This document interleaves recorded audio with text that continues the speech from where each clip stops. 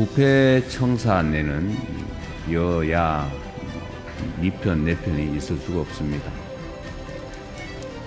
명확한 원칙을 가지고 예외 없이 공정하게 그리고 엄정하게 정리해 나가는 게 필요하겠습니다.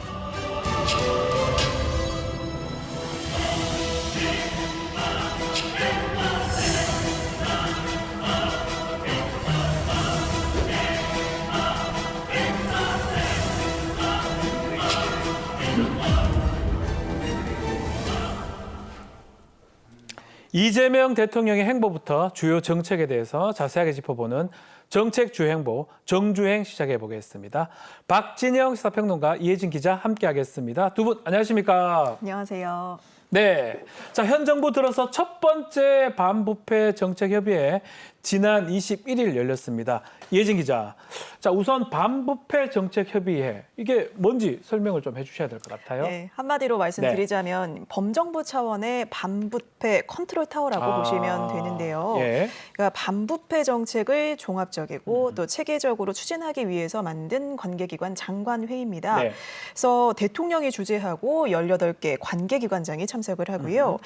원래는 2004년 노무현 정부 때 반부패 관계기관 협의회라는 이름으로 처음 시작이 됐어요. 2004년도에. 그렇죠. 2004년이죠. 예. 그래서 부패 문제를 어느 한 기관만의 문제 또는 업무로 보지 않는 거예요. 그래서 검찰, 경찰, 감사원 등 다양한 기관이 한자리에서 정보를 공유하고 또 정책을 함께 조정할 필요성이 커져서 만들어진 기구다라고 보시면 되겠습니다. 네. 그래서 원래는 이제 이명박 정부 때 폐지가 됐었다가 2017년 문재인 정부 때 부활했고요. 2021년 3월 이후 5년 5개월 만에 다시 열린 거죠. 예. 그래서 국민주권정부 첫 반부패 정책 협의회가 21일이죠. 지난주 금요일에 열린 거다. 이렇게 보시면 되겠습니다. 네, 자, 앞서 영상에 잠깐 나왔습니다만 이재명 대통령 부패 청산에는 네 편, 내 편 없다 이런 얘기 했습니다. 그리고 특별감찰관 오랫동안 임명 안 했잖아요. 임명 전망도 지금 나오고 있는데요. 네, 현재 이재명 대통령께서 특별감찰관을 임명하겠다고 하셨기 때문에 국회의 추천 절차를 거치게 되면은 네. 대통령이 국회에서 이제 3명을 추천합니다. 그렇죠. 그 중에 1명을 임명을 하면 되고요. 이게 특별감찰관법이라는 법령에 의해서 진행이 되는 건데요. 최근 10년 동안 임명된 적이 없습니다. 야, 그 박근혜 정부 때 임명됐고 그게 마지막이었던 것 같아요. 네, 임명되고 난 이후에 임명된 적이 없었는데 예. 아마 10년 만에 최초로 임명이 되지 않나 이런 생각이 들고요. 앞서 말씀드린 이 반부패 정책협의회를 연관시켜서 좀 설명을 예. 드리면요. 우리나라의 역사가 2002년도에 부패 방지법이 제정이 됩니다. 그리고 대통령 직속 기관의 행정기구로서 부패방지위원회를 만들게 됩니다. 예. 그러다가 2005년도에 그걸 이제 개념을 확대를 합니다. 반부패에서 청렴을 해서 국가청렴위원회로 바뀌었다가 2008년도에 지금의 국민권익위원회. 네. 이 국민권익위원회는 부패방지위원회와 국민고충처리위원회 두 가지 기관이 합쳐져 가지고 이 국민권익위원회를 만들었는데요. 최근에 이 행정 전문가들은 여기에서 다시 부패방지위원회를 별개의 기관으로 독립시켜야 된다라는 이야기를 많이 하고 있습니다. 예. 이런 부분들이 이재명 정부가 추진하고 있는 반부패 정책과도 연관성이 있기 때문에 아마 이런 논의들도 지속적으로 일어나지 않을까라고 예측을 해봅니다. 자, 현 정부 들어서 처음 열린 반부패 정책 협의회. 이재명 대통령은 부끄러운 일이다 이런 말을 했다고 하는데요. 어떤 내용인지 직접 들어보시겠습니다. 우리 스스로가 충분히 느끼지 못하고 있을 만큼 대한민국의 경제적 위상이 매우 높아지고 있습니다. 그런데 아무리 화려한 경제 지표를 달성하더라도 민생이 어렵고 또 정부와 공직사회가 국민으로부터 신뢰를 확보하지 못하면 이 모든 성과들은 마치 모래 위의 성처럼 쉽게 무너질 수도 있습니다. 2025년 기준으로 182개국 중에서 대한민국의 청렴도가 31위라고 합니다. 다른 건 다 10위권 안에 들어있는데 청렴도만 31위라고 하는 것은 조금은 부끄러운 일입니다.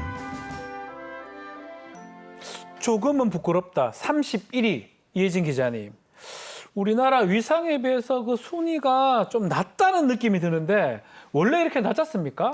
예, 뭐 방금 이제 앵커님께서도 청렴도 순위가 좀 위상에 비해 낮다라고 31등. 이야기를 그렇죠 했고 또 이 대통령도 아까 모두 발언에서 위상에 비해서 굉장히 좀 낮다 이렇게 네. 이야기를 했잖아요. 그러니까 사실 이런 느낌인 거예요. 학창 시절에 왜 전교 1등 친구가 있어요. 예. 근데 이 1등 친구는 반장인데다 스마트폰도 맨날 핸드폰 최신 걸로 갖고 다녀요. 네. 얼리 어댑터예요. 예.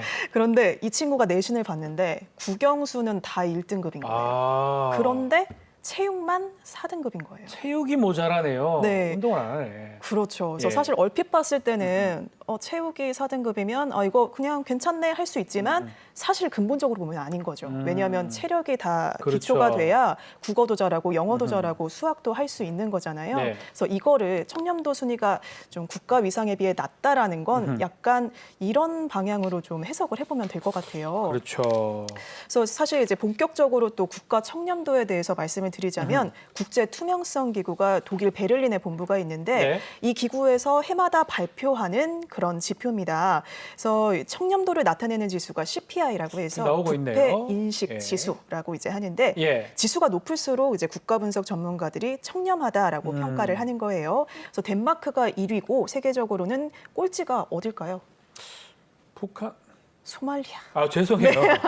소말리아, 남수단 이런 나라들입니다. 네, 나라가 뭐 정상 예. 작동하지 않기 때문에. 그렇죠. 예.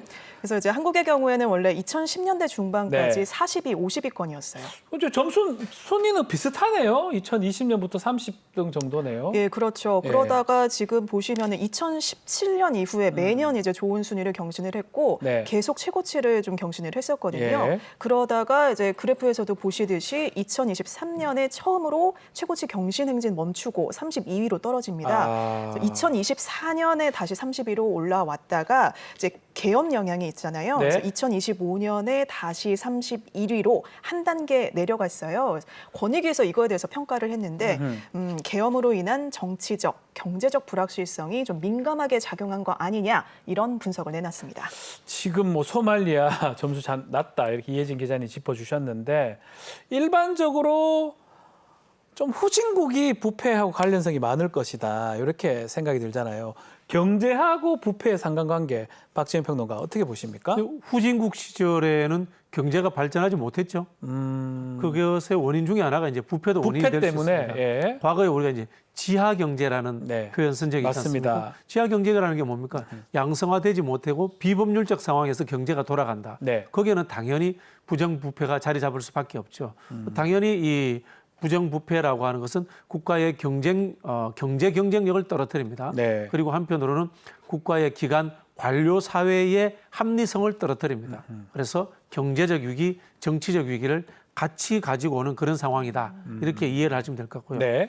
다만 우리 한국의 이 투명성 지수가 31입니다만은 실제로 느끼는 부분은 이보다는 훨씬 청량한 축에 들 겁니다. 조금 더 높을 것 같아요 네. 우리가. 예. 근데 우리가 이렇게 느끼는 이유 중에 하나는요. 네. 한국에는 로비스트법이 없기 때문에 이른바 민원이라든가 청탁의 문제가 애매하게 네. 부패의 범주에 들어가는 경우가 많이 있습니다. 그렇겠네요. 그런 측면에서 실제 한국의 청렴도보다는 등수는 좀 더 밀려 있을 가능성은 있다라는 이 말씀은 보태야 될 것 같습니다. 로비스트법 미국에는 있지만 뭐 유럽에도 많아요. 그렇지만 우리나라는 없습니다. 내가 다 걸려요. 변호사법 위반도 걸릴 수밖에 없다. 이 말씀 짚어주셨는데 우리 국민들은 우리 사회의 청렴도에 대해서 어떻게 생각하고 있는지 궁금합니다. 조사가 혹시 있었을까요? 예, 이제 살펴보니까요. 예. 이제 올해 초에 발표된 국민권익위원회 여론조사가 있습니다. 그래서 2025년 조사 기준이에요. 네. 그러니까 올해 초 발표가 됐습니다만 이제 조사를 한 건 실제로는 2025년인 거죠. 그래서 우리 사회가 부패하다라고 이제 인식하는 비율을 보면 일반 국민이 57.6%로 가장 높았고요. 맞네요. 전문가 그리고 기업인 순으로 이제 부패하다 이렇게 평가를 하고 있었습니다. 네. 그런데 직전 연도와 비교해서 이제 어떻게 달라졌다고 평가를 하느냐, 예. 느끼느냐 이걸 보면 또 조사 대상별로 편차가 커요. 그래서 일반 국민은 이제 우리 사회가 부패해졌다라고 느끼는 비중이 직전 연도, 그러니까 2024년보다 2025년에 더 많아진 거고요. 아하. 반면에 기업인이나 전문가, 외국인 그리고 공무원들은 그래도 부패도가 좀 줄었다라고 그러네요. 평가 또 생각하는 인식이 확산이 된 걸로 보고 있습니다. 차이가 있네요. 그렇죠. 그렇다면 이제 우리 사회 어떤 분야가 가장 부패했냐 이렇게 보느냐라고 보면 일반 국민과 전문가 또 공무원은 정치권, 그러니까 정치권. 정당, 네. 입법 이 분야가 가장 부패했다 이렇게 봤고요. 이제 기업인은 좀 다릅니다. 기업인은 언론을 좀 많이 부패했다라고 이제 언론을요? 이렇게 평가를 했고 네. 외국인은 종교 단체가 부패의 온상이다 이렇게 인식을 하고 있었습니다. 그 처한 상황에 따라서 조금씩은 차이가 있는 것 그렇죠. 같습니다. 자, 일반 국민하고 공직자들 간 사이에 이 부패에 대한 인식 큰 차이가 나는데 이유가 뭘지 그리고 지목하는 부분 달라요. 언론, 종교. 또 이를 해소하려면 어떻게 해야 됩니까, 박재민 평론가? 제가 이제 관련 업무를 잠시 네. 한 적이 있습니다. 업무를 하셨죠. 예. 근데 외국인들의 평가가 오히려 객관적이지 않나라는 뭐 그런 느낌도 종교 얘기를 하셨어요. 드는데요. 네. 근데 이제 국민들은 정치권이라든가 그렇죠. 공직 사회가 가장 부패했다라고 이렇게 느끼고 있는데 그 이유는 무엇일까 한번 생각을 해보면요. 일단은 특권이 있는 집단이다라는 인식이 있는 것 같고요. 두 번째는 뭔가 하면은 정치 행정의 절차가 국민들에게 공개되고 있지 않다. 그런 측면에서 보이지 않는 곳이기 때문에 의심의 여지가 높다라는 인식을 하는 가능성이 많다. 안 보이니까. 네, 그리고 예. 이제 세 번째는 이제 이해 충돌의 가능성이 높다. 직접 다루고 있다. 그런 그렇죠. 부분들. 그리고 마지막으로는 이제 한국의 언론 환경이 부패 사건들은 굉장히 크게 많이 다뤄줍니다. 네. 그러다 보니까 이게 실제 그 양이나 수보다 훨씬 더 과장되어서 국민들에게 전달되는 측면도 있다라는 생각이 드는데요. 여기에서 가장 중요한 것이 저는 투명성 부분이다. 투명성이요? 라고 생각을 합니다. 네. 실제로 이제 그 미국 같은 경우에도 정보 공개법이 광범위하게 모든 분야에 적용되어 있습니다. 예. 그러다 보니까 웬만한 일들이 다 공개될 수밖에 없습니다. 공개되면은 어쩔 수 없이 부정 비리가 적어집니다. 그렇죠. 공개되면 못하죠, 잘. 그리고 앞서 말씀드린 것처럼 예. 미국 같은 경우는 로비스트법이 있어서 그러한 민원이나 청탁이라는 것들이 합법의 틀 영역으로 들어오게 되어 있습니다. 그러면은 국민들 시각 안에 있기 때문에 부정 비리가 이루어질 수 없는 거죠. 그래서 이 부패 업무를 하는 분들이 이런 이야기를 합니다. 이제는 부패 적발을 넘어서서 부패가 보이도록 정부 활동을 투명하게 공개하는 것이 청렴이라는 포지티브한 개념으로 넘어가는 길이다. 라는 이야기를 하거든요. 네. 그런 부분들이 해결이 된다면 우리 국민들이 정치권이나 또는 이 정부를 보는 시각이 어느 정도 좀 부드러워지지 않을까라는 생각을 해봅니다. 투명하게 공개를 한다면 그만큼 부패 부분이 줄어들 것이다. 이렇게 짚어주셨는데, 자, 이번 반부패 정책 협의회 이런 인식을 바꾸기 위해서 4가지 주요 부패에 대해서 대책을 논의했다고 하는데 일단 어떤 것들이 있어요? 4가지. 네, 그렇습니다. 4가지죠. 예. 토착 비리가 토착 우선이고 비리, 예. 공공계약 비리가 있고요. 그리고 보조금 부정수급 등 국가재정 편취, 그리고 전관유착 근절입니다. 네. 그러니까 회의가 이제 2개 범위로 나뉘어서 논의가 됐어요. 이제 먼저 한 그룹으로 묶은 게 토착 비리 근절, 토착 그리고 비리. 공공계약 비리 근절 주제가 먼저 논의가 됐습니다. 예. 이제 이어서 이제 보조금 부정수급 그리고 전관유착 근절 이렇게 섹터를 나눠서 이야기를 한 거예요. 그래서 우선 이제 관계기관장들이 먼저 보고를 했고 주제 관련해서 토론을 진행하는 방식이었는데 예. 이 가운데 이제 토착 비리라고 하면 잘 아시겠습니다만 특정 지역에서 오랜 기간 형성된 인맥 그리고 이해관계들이 있잖아요. 이런 것들이 이제 결합해서 발생하는 구조적 부패를 이야기를 하거든요. 그렇죠. 그래서 지방 정치인, 공무원 그리고 이제 지역 사업자들이 강력하게 밀착하고 유착해서 어떤 공공계약이라든지 채용, 예산 이런 분야에서 관련 특혜를 주고받고 금품거래, 뇌물수수 이런 문제가 좀 많이 발생하는 경우들을 보시면 될 것 같습니다. 예. 자, 토착 비리, 공공계약 비리, 국가재정 편취, 그리고 전관 유착. 요 얘기를 했는데 자, 좀 전에 봤던 일반 국민하고 공직자 간의 인사가 큰 이유. 어쩌면 일선에서는 관행이라는 이유로 이루어지던 것들이 국민들은 부패로 인식했을 수도 있다. 이런 생각이 드는데요. 이번 반부패 정책협의회에서도 이에 대한 대책이 논의가 됐습니다. 먼저 관련된 대통령의 발언 듣고 이야기 이어가겠습니다. 국민들의 눈높이는 높아지고 있는데 과거부터 있던 일이다라는 또는 과거의 관행이다라는 핑계로 눈 감고 있던 부분들은 없는지 잘 살펴봐야 되겠습니다. 혹시 그런 부분들이 있다면 즉시 시정해 나가야 되겠습니다. 우리부터 원칙과 기준을 바로 세우고 책임 있는 자세를 확립해야 합니다. 최근에 많이 문제되고 있는 토착 세력들의 이권 개입, 또 민간 부문에도 여전히 깊게 뿌리 내리고 남아있는 부패, 그리고 여전히 많이 좋아졌지만 잔존하고 있는 정치권의 부패, 이런 부분들도 잘 살펴보고 청산해 가야 되겠습니다. 자, 대통령이 관행, 토착 비리 등의 문제를 지적을 했는데요. 박지원 평론가님, 그중에 토착 비리 대표적인 게 어떤 게 있을까요? 토착 비리. 아마 토착 비리라고 인식을 하지 못하면서 예. 관행적으로 이루어지는 대표적인 사례가 보조금 지급인 것 같아요. 보조금 지급이요? 네, 예를 들자면은 우리가 뭐 재난이 일어나면은 예. 재난 관련해 가지고도 농촌에다가 보조금도 가고 맞습니다. 또 어디 뭐 수해가 나면 수해 보조금도 가고 뭐 이런 뭐 어촌 같은 경우 태풍이 일어나면 태풍에 대한 보조금도 나고. 근데 이런 일들이 과거에 하던 관행대로 이 관계자들과 공무원들 사이에 유착 관계, 뭐 우리 속된 표현으로 짬짬이라고 합니다. 짜고, 예. 네, 이런 식으로 해서 예산이 집행되는 경우가 많고요. 그리고 이게 예산의 규모도 뭐 엄청난 전국적으로 따져보면 그렇죠. 엄청난 예산일 수 예, 있다. 예. 뭐 이렇게 보시면 될 것 같고요. 다행스러운 것은 인허가 관련되는 비리나 이런 부분들은 시민 참여라든가 이런 방식들로 해서 많이 줄어들고 있는 상황이다. 이렇게 보시면 될 것 같습니다.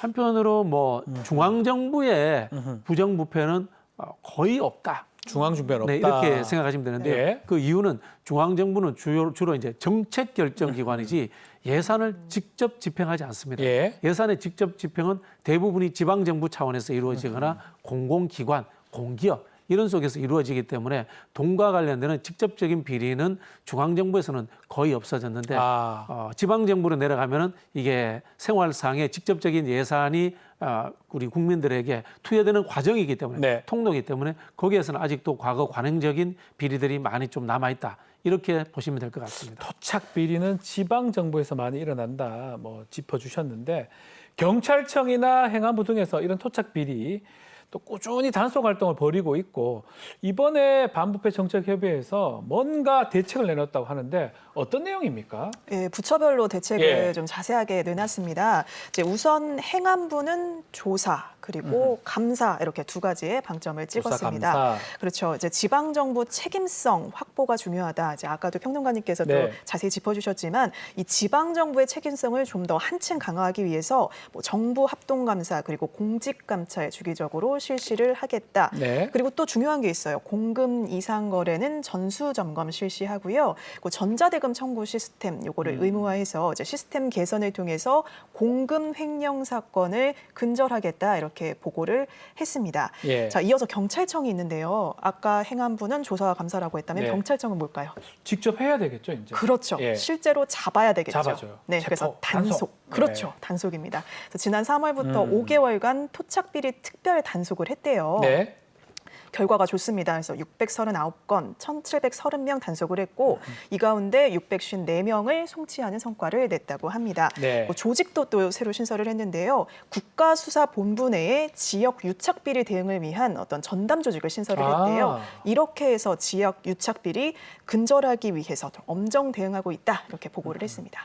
자, 박지원 평론가님. 요즘에는 지방의 유력 인사들이 지방의회에 진출하면서 또 이런 문제가 발생한다고 하는데 정치권에서는 이런 거 문제 좀 예방하기 위해서 어떤 노력을 해야 됩니까? 정치권에서 할 수 있는 네. 첫 번째는 이 자질과 교육입니다. 자질 교육. 네네. 네. 일단은 이 정당이 교육을 통해서 본인 정당 소속의 지방의원들을 교육하고 훈련시키면서 이런 부분들에 대해서 도덕적 감수성을 높여야 된다.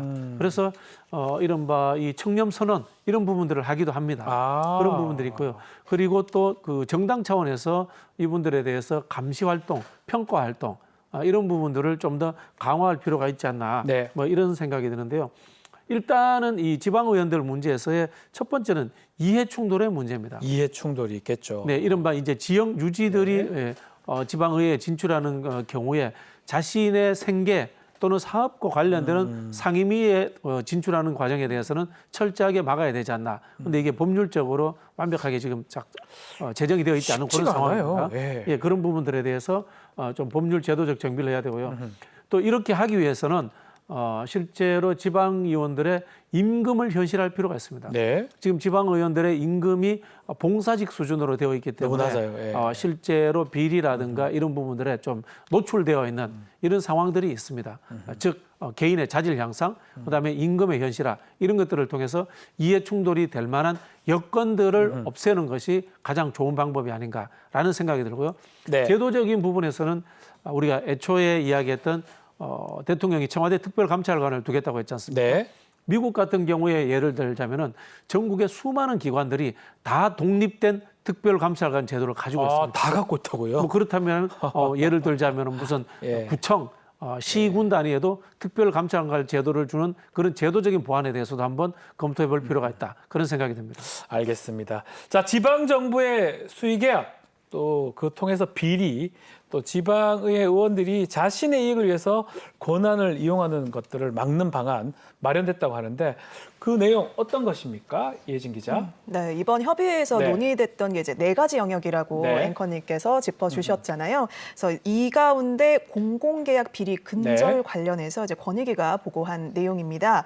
그러니까 지자체나 또 지방의회에서 체결된 수의 계약들을 살펴보는 거예요. 수의 계약은 이제 경쟁 입찰 거치지 않고 이제 발주 기관이 특정 상대방을 직접 선택을 해서 체결하는 계약을 의미를 하는데 사실 공공계약에서는 경쟁 입찰이 이제 원칙이고 원칙이죠. 수의 계약은 지극히 제한적인 경우. 아주 적은 금액 이런 그렇죠. 것만 가능한데요. 그렇죠. 법령이 정한 어떤 예. 예외적 사유라고 이제 보면 되죠. 이때만 제한적으로 허용이 되는데요.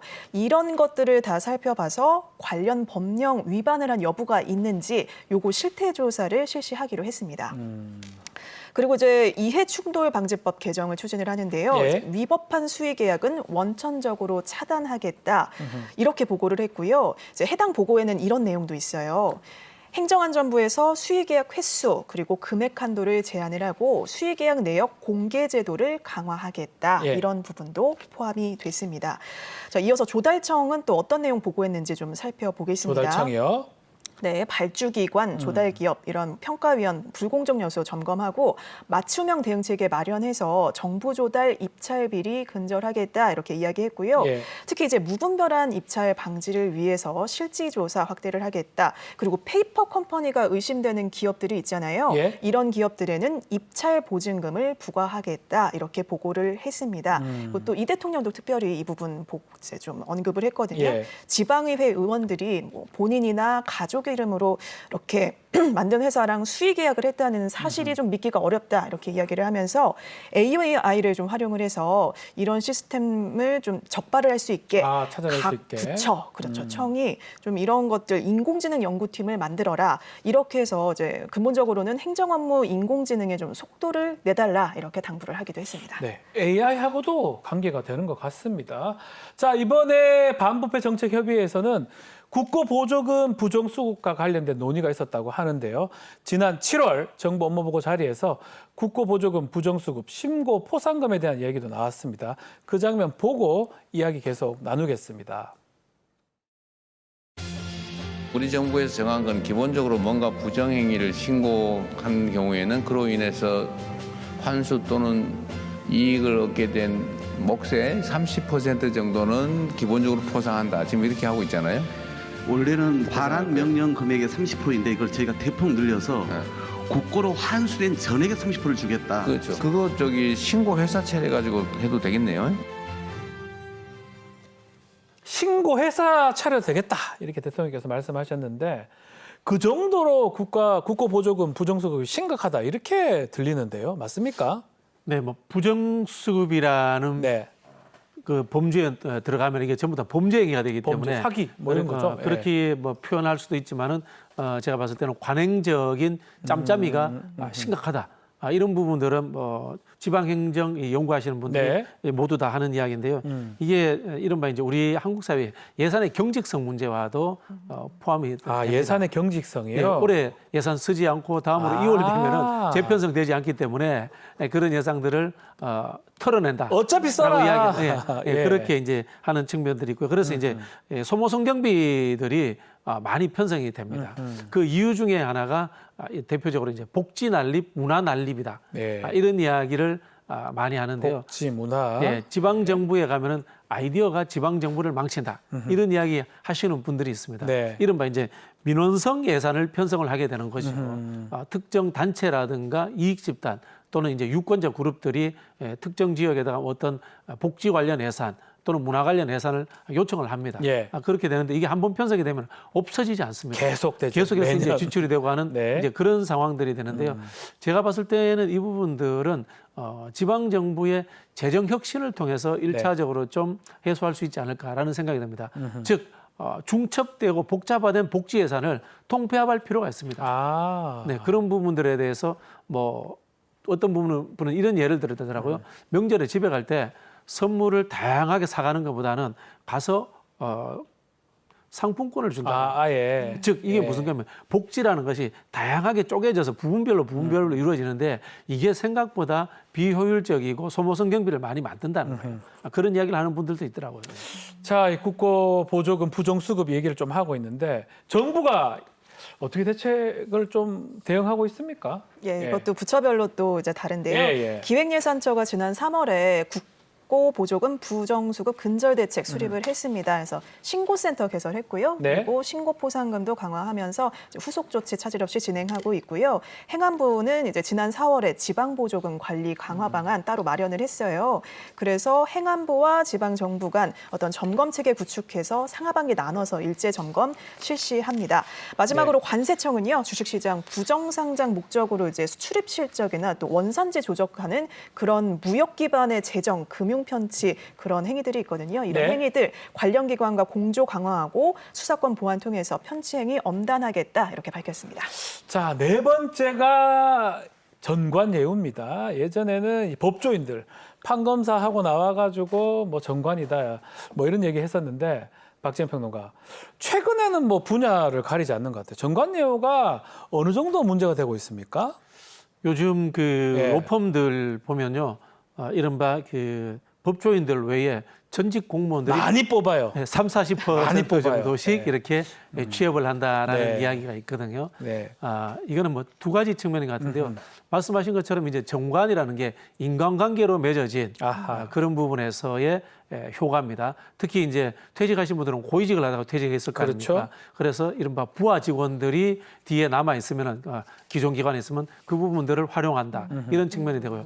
또 하나는 뭔가 하면은 한국 사회가 가지는 이 행정의 보편성 부족입니다. 쉽게 말하면 행정이 어렵다는 겁니다. 행정을 어려운 절차로 만들어 놓고 그다음에 그 특별한 지식이 없으면은 이해하지 못하는 상황. 그리고 앞서 말씀드린 것과 연장선상인데 투명성이 부족합니다. 행정 절차에 투명화되어 있지 않기 때문에 일반 시민들이나 이 보편적으로 이 예산을 받고자 하는 사람들이 여기에 대해서 접근할 수 없습니다. 그럼 어떻게 됩니까? 기존의 인맥을 가지고 있고 기존의 전문성을 가지고 있는 사람을 중간에 쓸 수밖에 없는 그런 상황이 되어 있고요. 근데 또 이 사람들이 외국처럼 로비스트법이 있어서 합법적으로 또 쓸 수 있는 것도 아니고 그런 상황들이 되니까 이게 부정부패에 구조적으로 노출되는 상황을 만들어내고 있는 겁니다. 그래서 앞서 말씀드린 것처럼 행정의 투명성 그리고 이 전문성이 아닌 보편성을 만들어가는 과정들이 구조적으로 필요하지 않나 그런 지적들을 많이 합니다. 앞으로 그렇게 바꿔야 될 것 같은데 지금 현재를 보면 정관들이 막대한을 돈을 받고 영향력을 행사합니다. 그러다 보면 그 피해는 고스란히 국민한테 가는 거잖아요. 정부 어떤 대책을 마련하고 있습니까? 우선 이제 법무부는 공무원 상대 이제 불법 활동 뭐 규율한다. 그리고 국가 의사결정 과정 공정성, 투명성 확보하기 위한 입법 추진하겠다 이렇게 보고를 했고요. 이제 국토부 같은 경우에 좀 특정 문제가 있습니다. 철도 전관예우 이제 이 문제가 심각한데 철도 카르텔이라고 하더라고요. 그래서 철도 공공기관에서 퇴직하고 편법으로 이제 관련 기업에 재취업하는 건데 이제 단순한 취업을 넘어서 계약 절차에까지 깊이 관여를 하면서 문제가 많죠. 많죠. 예. 임원급 직원이 뇌물수수해서 이제 적발한 그런 적발된 사례도 있었고 또 뭐 철도공단 퇴직한 사람이 자회사에 이름 올리고 뭐 급여를 받으면서 실제로는 원청인 공단에서 또 일하는 그런 사례도 적발이 됐습니다. 예. 그래서 이런 걸 어떻게 해결을 하느냐? 유관기관과 TF 구성해서 재취업 데이터베이스 요거를 이제 구축을 하는 거예요. 그러니까 이 사람이 이제 전직급, 직렬 이런 걸 전수조사를 해가지고 이런 일 안 일어나게 찾아봐야 되겠네요. 이 그렇죠, 사람 그렇죠. 어디서 근무했는 사람인지. 그렇죠. 그런 시스템을 이제 구축을 해놓는 예. 거죠. 그래서 또 제3자 감시제도 강화 등 전관 근절 대책 추진을 하고 있다. 앞으로도 이런 대책이 집중적으로 점검할 계획이다. 이렇게 밝혔습니다. 예, 뭐 경찰도 그렇고 하여튼 많은 어떤 공무원하거나 해서 나와서 비슷한 일을 하는 것들 좀 꼼꼼하게 좀 봐야 될 것 같습니다. 정관예우 문제 하루 이틀 뭐 일도 아니고 그동안 다양한 대책이 논의됐는데 오히려 그 범위는 계속 확대됩니다. 법조뿐만 아니라 다른 데도 계속 확대되는데 좀 전에 뭐 말씀 주시긴 주셨지만 이런 대책들이 실효성을 가지려면 뭐가 가장 필요할까요? 박진 일단 평론가. 1차적으로는 예. 공직 사회에 근무하는 동안에 이런 부분들에 대한 윤리 의식이 고취가 돼야 돼요. 그렇죠. 정신 차리고 근무해줘. 특히 이제 그 고위직으로 갈수록 예.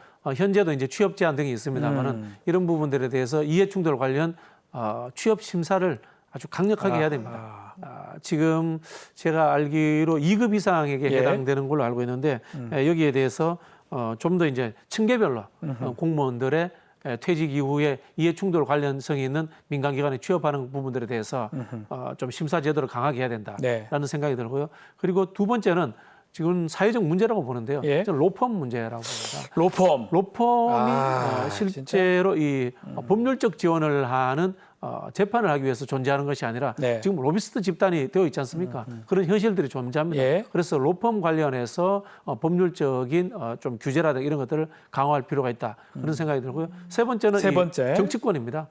정치권이 합법적으로 민원이라든가 이런 부분들을 할 수 있는 기관처럼 생각되는데 네. 이건 역시 제가 봤을 때는 이 청탁금지법 이상의 다른 법률적 그 적용을 통해 가지고 아주 공정하고 또는 투명하게 그렇게 관리할 필요가 있다 그런 생각이 듭니다. 여러 가지 대책이 좀 필요할 것 같습니다. 최근 몇 년 동안 이 청년들이 가장 많이 외쳤던 게 공정이라는 거예요. 공정. 그런데 반부패의 사슬 끊어내지 않고는 이 공정을 이룰 수가 없는데 일단 이혜진 기자님. 이 반부패 정책협의회 열렸거든요. 오랜만에. 어떤 의미를 가진다고 봐야 됩니까? 그렇죠. 5년 5개월 네. 만에 열린 만큼 참 큰 의미가 있다라고 볼 수가 있겠는데요. 사실 이제 부패라는 거는 결국엔 누군가는 규칙을 철저히 지키는데 어느 한쪽에서는 인맥, 연줄 이런 거 활용해서 좀 규칙을 어기면서 이익을 얻는 거잖아요. 네. 그래서 이제 결국 반부패 정책협의회가 다시 재개가 되고 부활을 한 건 이런 특권과 반칙을 용인하지 않겠다 이렇게 이거에 강력하게 이제 정부가 선언을 한 거고 강력한 메시지를 낸 거다 저는 이렇게 보고 있습니다. 예. 또 한편으로는 이 대통령이 또 회의 모두 발언에서 이야기를 했듯이 사실 청렴도만 우리가 다른 건 다 잘하는데 31위라는 거는 31등. 물론 이제 좋기는 하지만 그래도 조금 더 개선할 필요가 있겠다라는 네. 거잖아요. 그래서 경제적 위상에 걸맞는 국가 신뢰를 더 많이 높여가겠다 이런 의지로 또 해석이 될 것 같습니다. 자, 반부패 전문가라고 하셨으니까요. 우리 박진영 전문가는 아니고요. 반부패에 관련된 일을 그래도 어느 정도 해보셨으니까 자, 정리 좀 해주십시오. 어떻게 하면 좋을 것 같습니까? 네. 앞으로? 말씀드린 예. 것처럼 반부패 관련해서는 일단은 첫 번째는 이제 특권이 해체돼야 됩니다. 특권이 해체돼야 네, 된다. 특권이 해체돼야 되고요. 두 번째는 투명성이 가야 됩니다. 모든 네. 것이 다 공개되어야 됩니다. 제가 미국 법률 이름을 잘 모르겠는데 뭐 정보공개법인데요. 네. 그게 전방위적으로 적용이 되거든요. 그런 부분에서 모든 것이 공개되는 상황을 만들어야 된다는 거.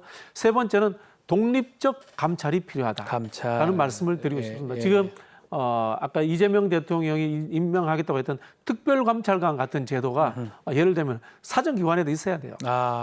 우리 뭐 경찰이라든가 검찰이라든가 사실은 사정하는 기관들부터 먼저 부패라든가 이런 부분들이 일소화돼야 되거든요. 네. 그런 부분에서 기관장이라든가 이런 분들로부터 자유로운 독립적인 특별감찰관 제도가 전국적인 단위에서 곳곳에 만들어져야 되지 않나. 뭐 예를 들면 국회라든가 지방의회도 마찬가지입니다. 네, 부패 특권을 해체해야 되고 좀 투명하게 공개가 돼야 되고 마지막으로 특별감찰관이 다 있어야 된다 이렇게 정리하면 될 것 같습니다.